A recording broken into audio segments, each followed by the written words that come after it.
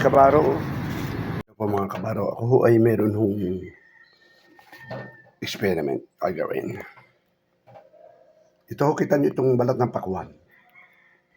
Gagawin ko itong merinda. Yan, ano, abangan nyo ho kung anong akin hong procedure na gagawin dito. Kung papaano. Ito ho ay tatalupan ko muna. Yan, pag natalupan ko ho, ito ay nagawa ko na. Ilalaga, pag nailaga ko pipigain, pag napiga, saka ko humamatamis niyan. No? Ayan. Gagawin na ho natin. Parang yung lasa ng rimas ho. Kita nyo parang rimas. Yung lasa ng rimas. Yun. Ang asukal ho nito ay pwedeng puti, pwedeng pula. Mas maganda ho ang puti eh. Pero asukal din, parehas din lasa. Yan, abangan nyo po ang aking gagawin dito. Yan po, ganyan po yan. Pakwan, ilalaga natin. Yan po, ilalaga natin.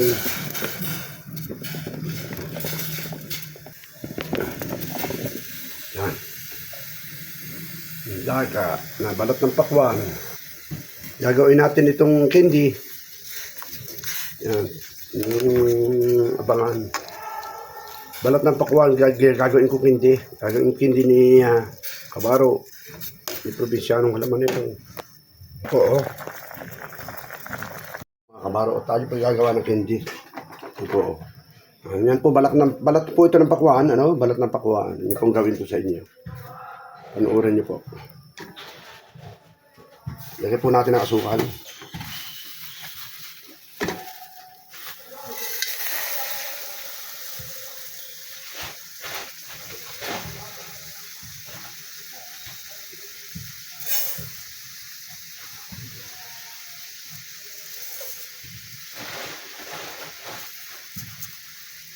Hindi na naman ito.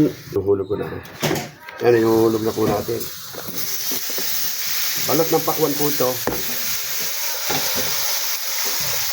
Ito natin candy. Pula po ang asukal na ginamit ko. Medyo pula. Sana. Medyo ang puti.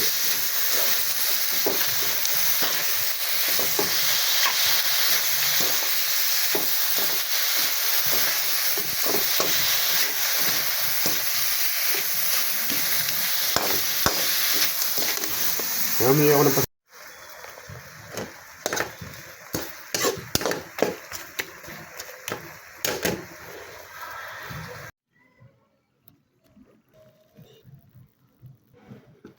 Ano po, tatingahawin na po ang ating ginawang kending. Balat ng pakwan. Ano po? Para po minatamis na na kamyas at saka santol. Ito po ang naging itsura nito.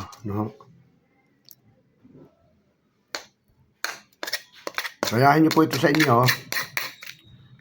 At siguradong masarap ang kayo dito.